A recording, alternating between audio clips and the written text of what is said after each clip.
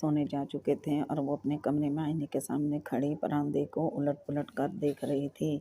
सोनिया ने काफ़ी सख्त बाँधा था, गिरा खुल के ही नहीं दे रही थी। बिल आखिर परांदा छोड़कर इसने पेशानी पे झूलते टीके को खींचने के लिए छुआ ही था कि दरवाज़े पे दस्तक हुई। इसने टीका छोड़ा और फिर हैरत से दरवाज़े को देखती तक अम्मा, अब्बा तो सोने चले गए थे। फिर इसने दरवाज़ा खोला, सामने जहान खड़ा था। सॉरी, तुम सो तो नहीं गई थी? मुकद्दर झिझक कर बोला। सिरा ट्राउज़र के ऊपर आधी आस्तीन वाली स्वेड टी शर्ट पहने वही तुर्की वाला जहान लग रहा था। नहीं, तुम बताओ खैरियत? हाँ, अभी मैं लाउंज में बैठा था तो वो फुरकान मामू की बेटी आई थी, इरम। इसने ज़रा हैरत से सवालिया आबरू उठाई। हाँ वही, तुम्हारा फ़ोन और पर्स मेज़ पे रखा था। इसने फ़ोन उठाकर मुझसे कहा कि इसे एक कॉल करनी है, अभी 5 मिनट में फ़ोन दे देगी। मगर अब इसने कलाई पे बंधी घड़ी देखी, अब 20 मिनट होने को आए हैं मगर वो वापस नहीं आई। मैंने सोचा तुम्हें बता दूँ। उफ़, तुमने से मेरा फ़ोन क्यों ले जाने दिया? जवाबन जहान ने बेचारगी से शाने उचकाए। इसने मुझसे इजाज़त नहीं मांगी थी और मैं इसे कैसे रोक सकता था। मुझे तो फुरकान मामू की फैमिली से वैसे ही बहुत डर लगता है। क्यों? वो चौंकी। क्योंकि वो सुरख मिर्च का इस्तेमाल बहुत ज़्यादा करते हैं। वो गहरी सांस लेकर बोला तो वो बेख्तियार हंस दी और ये तुर्की से आने के बाद पहली दफ़ा था जब वो यूं पूरे दिल से हंसी थी। सुरख मिर्च का इस्तेमाल हमें भी आता है, तुम इधर ही ठहरो, मैं ज़रा इरम से फ़ोन ले आऊँ। और आज तो वैसे ही इरम की तरफ से इसके बहुत से हिसाब इकट्ठे हो गए थे। अच्छा, मैं इंतज़ार कर रहा हूँ। वो मुस्कुराकर कहता सोफ़े पे बैठ गया और वो बाहर चली आई। ताया फुरकान के लाउंज में सभी मौजूद थे सिवाय इरम और सोनिया के। ताया अब्बा बहुत पुरमलाल अंदाज से नफ़ी में सर हिलाते कुछ कह रहे थे। शायद आज वो वाले वाक़े का तज़किरा जब हया को आते देखा। आओ, आओ बेटा। उन्होंने मुस्कुराकर अपने सोफ़े पे बैठने का इशारा किया और फिर सोनिया को आवाज़ दी। सोनिया, हया की चाय भी ले आना। जी, अच्छा अब्बा। सोनिया ने जवाबन किचन से आवाज़ लगाई। नहीं ताया अब्बा, मैं चाय नहीं पीऊँगी, बस अब सोने ही जा रही थी। फिर वो बेतकल्लुफ़ी से कहती ताया अब्बा के साथ सोफ़े पे आ बैठी। इनकी घरेलू सियासतें और वक्ती तीखी बातें एक तरफ, ताया फुरकान से प्यार भी बहुत करते थे और आज महविश की बदतमीज़ी जहान वो दुखी थे वहाँ इन्हें हया की कदर भी आई थी। अब्बा सो गए तुम्हारे? जी, कब के? मैं बस ज़रा इरम से फ़ोन लेने आई थी। फ़ोन? क्यों? ताया अब्बा बुरी तरह चौंके। साइमा ताई भी ठठक कर से देखने लगीं। इरम को कोई कॉल करनी थी तो वो मेरा फ़ोन लेकर गई थी, मगर अभी मुझे अपनी फ्रेंड को मैसेज करना है, सोचा फ़ोन ले लूँ। वो बहुत सादगी से कह रही थी। ताया के चेहरे का रंग फ़ौरन ही बदल गया था, नरमी की जगह सख्ती ने ले ली। इरम, इरम, उन्होंने बुलंद आवाज़ में पुकारा। जी अब्बा। वो दुपट्टा संभालती भागती हुई आई, मगर हया को बैठे देखकर इसका रंग एकदम से फाक हुआ। हया का फ़ोन इसे वापस दो। ताया ने इसे कड़ी निगाहों से घूरते हुए बड़े ज़बत से कहा। जज जी, वो फ़िज़ा को मैसेज करना था तो वो हकला गई। ताया इतनी शोलाबार निगाहों से इसे देख रहे थे कि वो रुकी नहीं, उल्टे कदमों वापस मुड़ी और चंद ही लम्हों बाद फ़ोन लाकर हया को थमाया और साथ ही एक की ना तो निगाह इस पे डाली थी, गोया कच्चा चबा जाना चाहती हो। वो जवाबन सादगी से मुस्कुरा दी। थैंक यू, मैं चलती हूँ, आप लोग चाय एंजॉय करें। वो फ़ोन लेकर वहाँ से उठाई और वो जानती थी कि अब चाय उन्होंने खाक एंजॉय करनी थी। वापस लाउंज में आते हुए इसने मोबाइल का लॉग चेक किया। मैसेज और कॉल लॉग बिल्कुल क्लियर था, सारा कॉल रिकॉर्ड गायब। इरम की बच्ची, इसे इरम पे बेतरा गुस्सा आया। कॉल रिकॉर्ड्स में मौजूद तमाम नंबर इसके पास महफूज ही थे। अलबत्ता जब वो तुरक फ़ोन रेस्टोरेंट में छोड़ आई थी बेबी कदा जाने से कबल, तो इसके इसी पाकिस्तानी मोबाइल पे अब्दुर्रहमान पाशा का फ़ोन आया था। इसका नंबर इसने महफूज नहीं किया, वो बस काला लॉग में पड़ा रह गया था। अब वो मिट गया था। चलो खैर, इसने कौन सा कभी ARP को कॉल करनी थी। जहान सोफ़े पे इसी तरह बैठा था, इसे आते देखकर उठ खड़ा हुआ। कैसे मिला? मिर्चों के इस्तेमाल से। इसकी निगाहें हया के हाथ में पकड़े मोबाइल पे थीं। नहीं, जहान शुक्र के इस्तेमाल से बात बन जाए। हम वहाँ मिर्चें ज़ाया नहीं करते। वैसे पाकिस्तान के लोग दिल के बहुत ही अच्छे हैं। एक कज़न बगैर पूछे फ़ोन उठा लेती है, एक बहुत इज़्ज़त से बगैर खाना खिलाए घर से निकालती है और एक खाना भी नहीं पूछती। ओ खुदाया! इसने बेख्तियार माथे को छुआ। तुमने खाना नहीं खाया? कहाँ खाता? वहाँ तो अभी लगा ही नहीं था और यहाँ घर की दोनों ख़वातीन ने पूछा ही नहीं। वो इसकी बात मुकम्मल होने से कबल ही भागकर जल्दी से किचन की तरफ आई और फ्रिज खोला। आज वहाँ खाना ना था तो कुछ बनाया ही नहीं। हमारे यहाँ रात का सालन अगले दिन कोई नहीं खाता। ठहरो, मैं अंडे बना लेती हूँ। इसे याद आया, खाना तो इसने अभी नहीं खाया था मगर इसे इतनी भूख नहीं थी। अंडों का खाना खोला तो अंदर 2 ही अंडे रखे थे। इसे बेपनाह शर्मिंदगी हुई। इन 2 अंडों से तो कुछ नहीं बनेगा, इसने खिफ़त से कहते हुए फ्रिज का दरवाज़ा बंद किया। जहान ने जैसे इस पर अफ़सोस करते हुए सर नफ़ी में हिलाया। तुम्हें शायद भूल गया है कि तुम इस्तांबुल के बेहतरीन शेफ्स में से एक से बात कर रही हो। आराम से बैठ जाओ, उधर कुर्सी में, खुद बना लूँगा सब कुछ। इसने अपना सिल्वर स्मार्टफ़ोन मेज़ पे रखा और फिर आगे बढ़कर फ्रीज़ कैबिनेट्स हर चीज़ खोल कर लाउबाला बाहर निकालने लगा।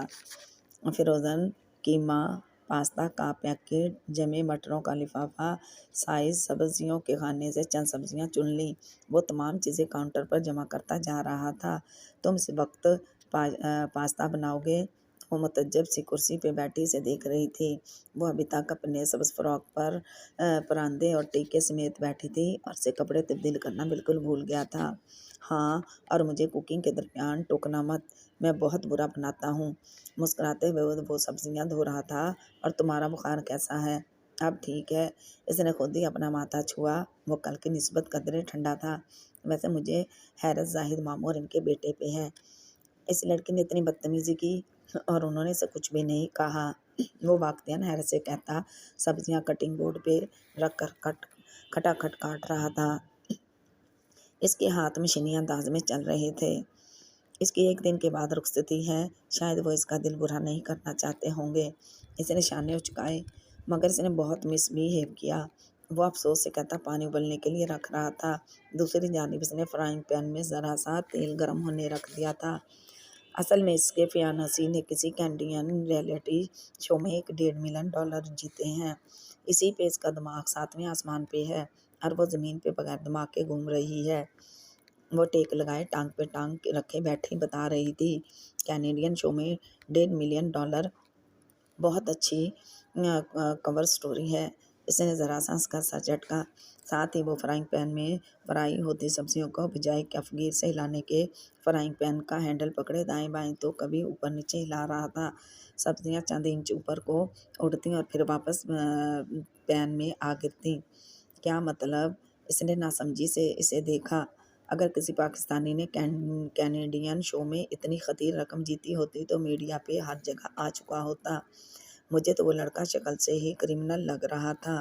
ताज़ा आई ब्लैक मनी को वाइट करने के लिए कोर बनाया है और क्या। अच्छा, इसे ताज्जुब हुआ। इसी नहज पे तो इसने सोचा ही नहीं था। अलबत्ता क्रिमिनल से इसे कुछ याद आया था। जहान, तुम्हारे रेस्टोरेंट पे जो हमला हुआ था, इसका कुछ पता चला? नहीं। वो गर्दन तिरछी किए सास की बोतल पैन में अंडेल रहा था।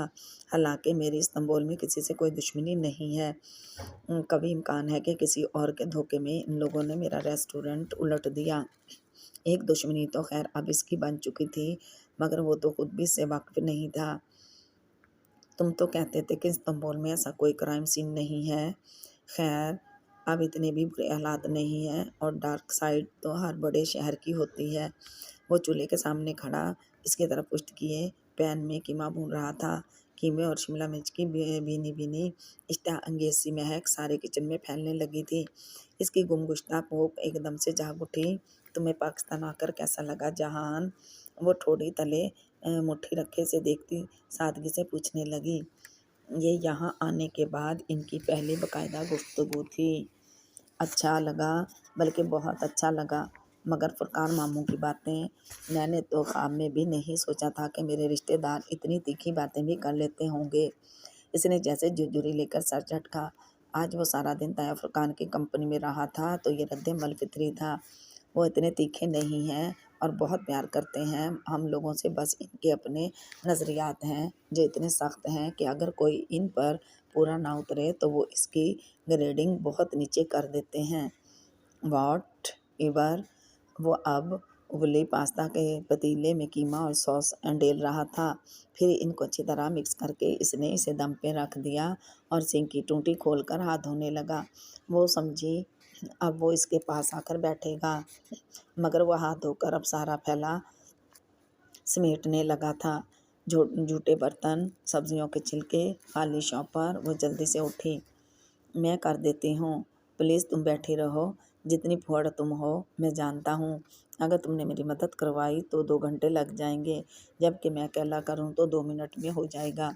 ठीक है, खुद ही करो, वो कदरे खफगी से कहती दोबारा बैठ गई।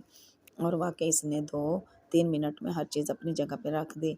चंद एक बर्तन जो पकाने के दौरान मैले हुए थे वो धुलकर स्टैंड में लग गए और स्लिप चमका दिए गए। वो बंदा कमाल का था। तुम कब से रेस्टोरेंट चला रहे हो? अब तो बहुत अरसा हो गया। अच्छा, मैं बर्तन लगाता हूँ, तुम सुलेमान मामू को बुलाओ, उन्होंने भी खाना नहीं खाया था। अरे हाँ, वो माथे पे हाथ मारती उठी। फिर निगाह इसके सिल्वर स्मार्टफोन पे पड़ी जो मेज़ पे रखा था। तुम्हें पता है, डीजे को तुम्हारा फ़ोन बहुत पसंद था। वो हमेशा कहती थी कि जहान से कहना जब अपना ये 1-2 लाख का फ़ोन फेंकना हो तो संभांची के बाहर ही फेंके। वो उदासी से मुस्कुराकर बोली तो वह हंस दिया। वैसे ये इसके लगाए गए तमखीने से कहीं ज़्यादा महंगा है। अच्छा, इसे ज़रा हैरत हुई, इतना कीमती फ़ोन क्यों ख़रीदा तुमने? ख़रीदा नहीं था, गिफ्ट मिला था, स्पेशल गिफ्ट। वो मुस्कुराकर जैसे कुछ याद करके बोला, किसने दिया था? Someone special. अच्छा जाओ, अभी मामू को बुला लाओ। वो टाल गया तो वो शाने उचकाती वहाँ से चली आई। अब्बा का दरवाज़ा बजाकर वहीं से बुलाकर वो वापस लाउंज में आई तो वो वहाँ मेज़ पर प्लेटें और गिलास रख रहा था। वो बड़े सोफ़े पे बैठी और रिमोट उठाकर टीवी चला दिया। जिस वक्त अब्बा ज़रा हैरान से बाहर आए, जहान पास्ता की डिश उठाए किचन से निकल रहा था और वो मज़े से अपने कामदार जूड़े में टांग पे टांग रखे बैठी चैनल बदल रही थी। अब्बा इनको देखकर जल्दी से उठी और जहान के हाथ से ट्रे ली। सॉरी मामू, हमने आपको उठा दिया, आपने खाना नहीं खाया था सो। अधूरा छोड़कर इसने इनकी तरफ प्लेट बढ़ाई। Thank you. अब्बा ने कदरे नासमझी से खाने को देखा और फिर हया को, ये तुमने बनाया है? नहीं, जहान ने। वो मुस्कुराहट दबा गई।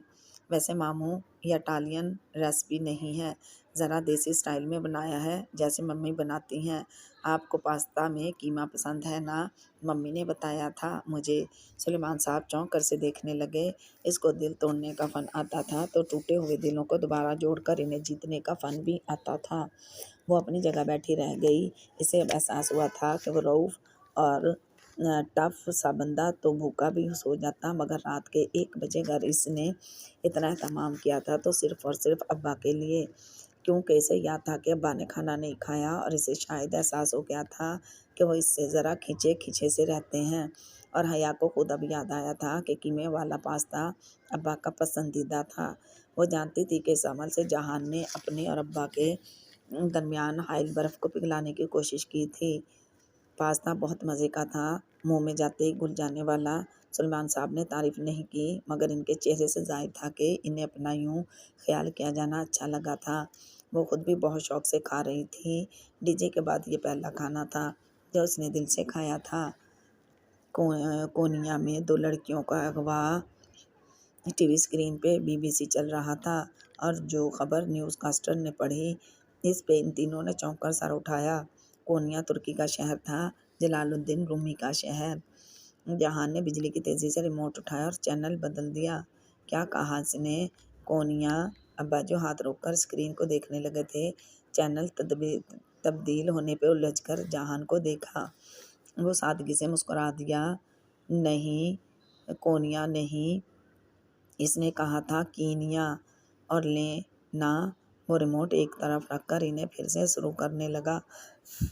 ज़रा तज़बज़ब से सर हिलाया, गोया वो अपनी स्मात के धोखा देने पे उलझे हुए थे। हया ने जहान को देखा और जहान ने इसे, फिर दोनों ज़ेरे लब मुस्कुरा दिए। अभी वो अब्बा के सामने तुर्की का अमीर सुबुताज होता देखने के मुतहम्मिल नहीं थे।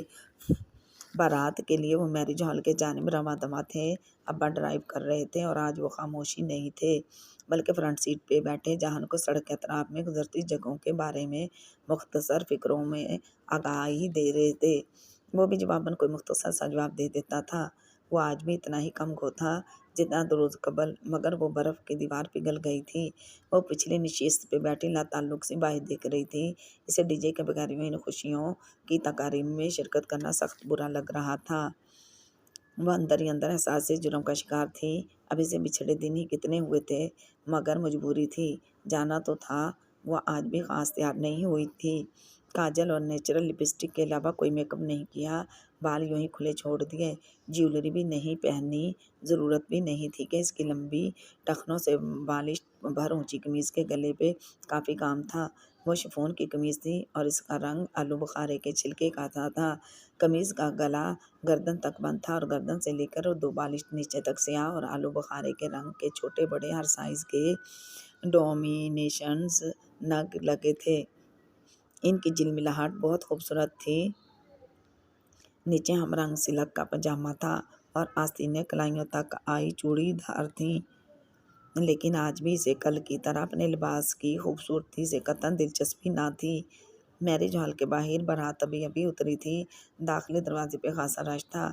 सजी-संवरी ज़ेवरात, कीमती मलबूसात और खुशबुओं में रची-बसी लड़कियां और ख़वातीन गाड़ियों से निकलकर अपने बाल और मेकअप ठीक करती दरवाजे की जानिब बढ़ रही थीं। रज़ा और ज़ाहिद चचा वहाँ खड़े खुशी-खलाक़ी से मुस्कुराते मेहमानों को वेलकम कर रहे थे। इसे पता था कि महविश की कल वाली बात को आज भुलाकर सब शादी में शिरकत करेंगे, और वाकई ये हो रहा था। कार रुकने पर इसने दरवाज़ा खोला और बारीक हील बाहर पथरीली ज़मीन पर रखी। बेख्तियार इसे अपनी टूटी हुई सुर्ख हील याद आई। सर झटक कर वो बाहर निकली और पर्स संभालते हुए दरवाज़ा बंद किया। अब्बा जहान और अम्मा एक साथ मैरिज हॉल के दाखिली दरवाजे की जानिब बढ़ रहे थे और वो भी वहीं चली जाती अगर जो इसके पाँव पे वो पत्थर आकर ना लगता। आउच! इसने कराहकर पैर हटाया। वो बजरी का छोटा सा टुकड़ा था। इसने गर्दन उठाकर इधर-उधर देखा। वो मुखालिफ सिमत से आया था, जहाँ पार्किंग में गाड़ियाँ खड़ी थीं और किसी ने बहुत ताक कर इसे मारा था। इन गुज़रे 3-4 माह में इसे इतना अंदाज़ा तो हो गया था कि इसके साथ इत्तेफ़ाक़ात नहीं होते थे। इसने तलाशी निगाहों से इस सिमत देखा और फिर ठहर सी गई। पार्किंग के पीछे से एक हेओला सा निकला और वो इसकी जानिब बढ़ने लगा। चंद लम्हे तो वो अपनी जगह से हिल नहीं सके। रात की तारीकी में पार्किंग एरिया को ऊंचे पोल्स की जर्द पत्तियों ने मध्यम सी रोशनी बख्श रखी थी। इसी रोशनी में वो साफ दिखाई दे रहा था। याद रह रही थी भड़कता हुआ नीला जर्दा दुपट्टा हम रंग जोड़े के ऊपर पहने। वो दुपट्टे का पहलू चेहरे पे ज़रा सा डाले इसे दांतों से यूं पकड़े हुए था कि दूर से इस पे किसी औरत का गुमान होता था। चेहरे को सफ़ेद पेंट किए, गहरे आई मेकअप, सुर्ख चोंच से लिपस्टिक और सुनहरे बालों की बिग लगाए वो इसकी तरफ चलता आ रहा था।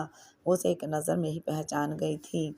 पिंकी! इसने हरासा निगाहों से गर्दन मोड़कर दूर हाल की तरफ को देखा।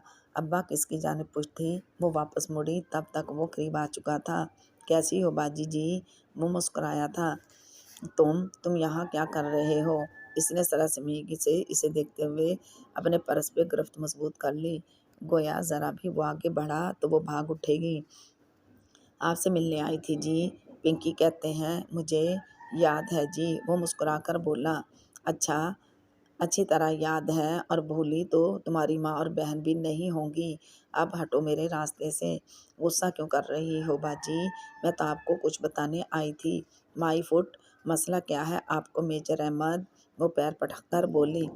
इतने बावकार ओहदे पे फाइज होकर कैसी हरकतें कर रहे हैं आप? लो जी, मैं तो डोली का पैगाम देने आई थी, मगर कैसा पैगाम? वो इसी रुखाई से बोली। डोली की हालत उम्मीद बख्श नहीं है, पता नहीं कितने दिन जी पाए। क्या हुआ है? वो ज़रा चौंकी। खुद चल कर देख लीजिए, आईने में आपको ले जाती हूँ। नहीं, नहीं, मुझे कहीं नहीं जाना।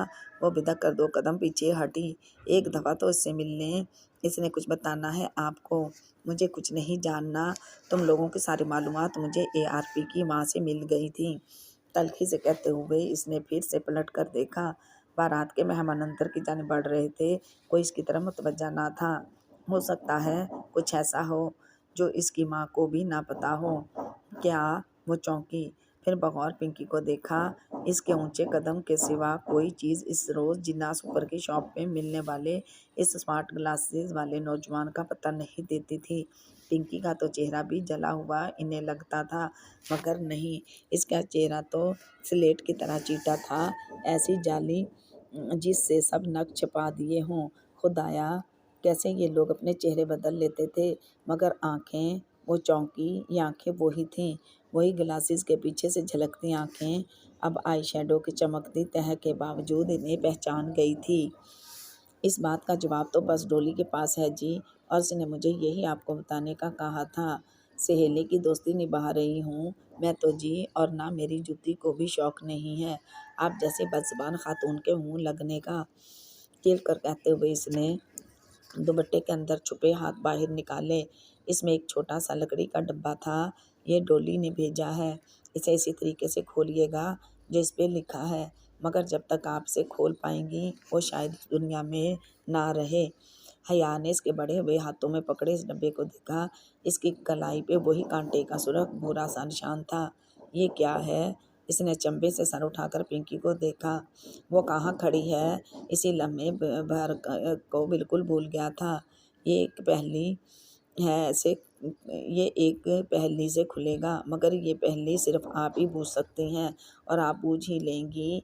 ये बहुत आसान है, लेकिन इसके अंदर मौजूद चीज़ निकालने के लिए इसे तोड़ने की कोशिश मत कीजिएगा। इसे तोड़ दिया तो वो चीज़ आपके काम नहीं रहेगी। पिंकी ने मुस्कुराकर कहते हुए डब्बा इसके मज़ीद सामने किया। इसने ना चाहते हुए भी इसे थाम लिया। अच्छा बाबा जी, रब राखा। वो वही ख्वाजा सराहों वाला लहजा बनाकर बोलता, सलाम झाड़कर दुपट्टा मुंह पे डालने पलट गया।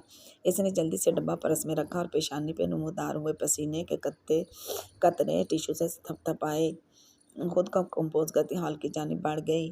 बारात का फंक्शन वैसा ही था जैसा किसी भी शानदार शादी का होना चाहिए।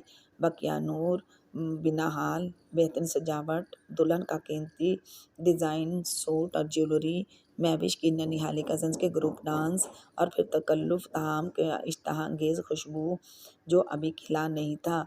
आज भी मर्द ख़वातीन इकट्ठे थे, मगर यूँ कि आधे हॉल में मर्द और बाकी आधे की मेज़ों पे ख़वातीन बराजमान थीं, ताकि एक हद तक अलहदगी रहे। इनकी फैमिली की किसी भी लड़की ने रक़्स में हिस्सा नहीं लिया, मगर महविश की कज़न्स हर तरफ छाई रहीं। वो आज भी एक अलग थलग कोने में मेज़ पे बैठी रही। इसका दिल स्टेज पे जाकर मूवी बनवाने को कतई नहीं चाह रहा था। इस शरीफों के मुजरिम ने उसे ऐसा एहसास अदम तहफ़्फ़ुज़ बख्शा था कि वो किसी भी दूसरे के कैमरे या मोबाइल में तस्वीर खिंचवाने से एहतियात बरत रही थी। ये मूवीज़ और तस्वीर कहाँ कहाँ नहीं घूमती होंगी। इसने झुरझुरी लेकर सर झटका। इतने बड़े हॉल में कोई भी इसकी जानिब मुतवज्जा नहीं था। वो वैसे भी इस मेज़ पे अकेली बैठी थी। इसने चंद लम्हे के लिए सोचा, फिर मेज़ पे रखे परस से वो डब्बा निकाला और फानूस की चकाचौंध रोशनी में लौट-पलट कर देखने लगी। वो एक हाथ जितना लंबा और 5 इंच मोटा मुस्ततील डब्बा था। डब्बा ना बहुत भारी था, ना बहुत हल्का। वो गहरी भूरी लकड़ी का बना था और इसके ढक्कन के अलहदा होने की जगह पर 6 खाने बने थे, जिसके अंदर ए लिखा नज़र आ रहा था। इसने एक ए पे उँगली रखकर नीचे को रगड़ा तो ए नीचे चला गया और बी सामने आ गया।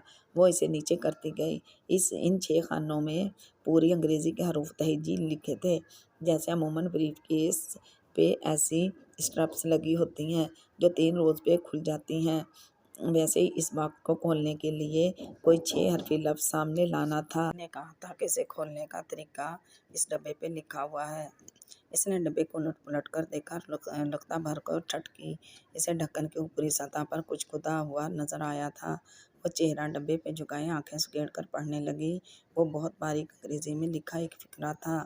Into the same river no man can enter twice. एक ही दरिया में कोई शख्स 2 दफ़ा नहीं उतर सकता। Into the same river, no man can enter twice. इसने उलझन भरे अंदाज में वो फिक्रा दोहराया। क्या यही वो पहेली थी जिसका जिक्र पिंकी ने किया था? मगर ये पहेली तो नहीं लगती थी। इसमें तो कोई सवाल ना था, बस एक सादा सा फिक्रा था। अस्सलामुअलैकुम। हया आवाज़ पे उसने करंट खाकर गर्दन उठाई और साथ ही गोद में रखे डब्बे पे दुपट्टा डाला। सामने शहला खड़ी थी, स्याह अबाया के ऊपर सब्जा स्कार्फ का निकाब उंगलियों से थामे, अपने अजली नरम अंदाज में मुस्कुराते हुए। वालेकुम अस्सलाम शहला भाभी, कैसी हैं आप? आईं बैठें। वो ज़रा संभल कर उठी और जल्दी से डब्बा पर्स में डालकर इनसे गले मिली। मैं ठीक हूँ, तुम सुनाओ? मुझे इल्म नहीं था कि तुम आई हुई हो। वो रिसान से कहती साथ वाली कुर्सी पे बैठी। फिर अभी फातिमा फूफो ने तुम्हारी फ्रेंड का बताया। Really sorry for hair. DJ के जिक्र पे इसके सीने में एक हुक सी उठी। वो फिर से अफसरदा हो गई। पता नहीं शहला भाभी, अल्लाह ताला की क्या मर्जी थी। मेरी एक ही दोस्त थी तुर्की में और वो मेरी तमाम दोस्तों से बढ़कर हो गई थी। बहुत दुआ की मैंने इसके लिए, मगर कोई दुआ कबूल नहीं हुई। ना चाहते हुए भी शिकवा लबों पे आ गया। अल्लाह तुम्हें सब्र देगा, हम सब हैं ना तुम्हारे साथ। शैला न्या साथ का हाथ नरमी से दबाया। शैला ने हया का हाथ नरमी से दबाया। सबीना आंटी का बेटा भी आया है जी, वो उधर है। इसने निगाहों का जाविया मोड़ा तो शैला ने ताकुब में देखा। स्टेज के करीब वो सुलेमान साहब के साथ खड़ा था। स्याह डिनर सूट में मलबूस की मकनातीसी शख्सियत बहुत शानदार लग रही थी। सुलेमान साहब इसके शाने पे हाथ रखे किसी से इसका तारीफ करवा रहे थे और वो धीमे अंदाज में मुस्कुरा रहा था। आज वो इसके साथ इतने मुतमईन और मसरूर लग रहे थे गोया रोहिल वापस आ गया हो। बहुत अच्छा है माशाल्लाह। थैंक्स। वो लम्हे भर को झिझकी।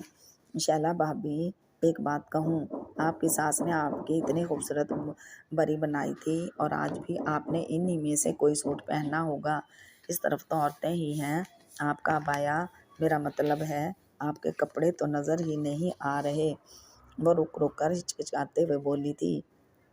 दाबर भाई की मेहंदी पे इसने बहुत खनकदार लहजे में शहला को नकाब उतारने के लिए कहा था, मगर आज इसकी आवाज़ से वो खनक मनकूत थी।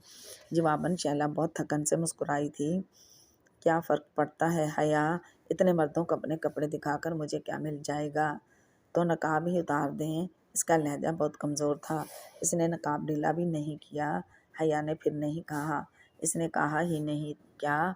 वो तो खुद दिल से नहीं चाहती थी कि शैला नकाब उतार दे। वो तो बस इसका जवाब सुनना चाह रही थी। इसे शरीफों के मुजरे का वो मंज़र अभी अच्छी से तरह से याद था जब सुनहरी और चाँद की महवर रक़्स पर यूँ परियों के पीछे कुर्सी पर तिरछी होकर बैठी किसी आंटी से बात करती शैला नज़र आ रही थी, मगर नकाब में होने के बाइस इसे कोई पहचान नहीं सकता था। सो इसके हिस्से में वो बदनामी नहीं आई जो इन दोनों के नसीब में आई थी। मगर आज वो इतनी पुज़मर्दगी और थकान से क्यों मुस्कुराई थी, यूँ जैसे इसका दिल अंदर तक ज़ख्मी हो। वो दुख, वो थकन, वो ज़ख्मी निगाहें। इसे किसी ने पुकार लिया और वो उठकर चली गई, मगर हया की निगाहें काफ़ी दूर तक इसका ताक़ुब करती रहीं। पिछली दफ़ा इसे शहला को अबाया में देखकर अजीब कोफत भरा एहसास हुआ था, मगर आज ऐसा नहीं हुआ था। वो इसकी इन दुख भरी आँखों में अटक कर रह गई थी। शहला को क्या गम था, इतनी अच्छी फैमिली में शादी हुई, इतना हैंडसम शौहर, अमीर कबीर, माँ बाप का इकलौता बेटा, फिर इसे क्या दुख था। वो फिर सारा फंक्शन यही सोचे गई।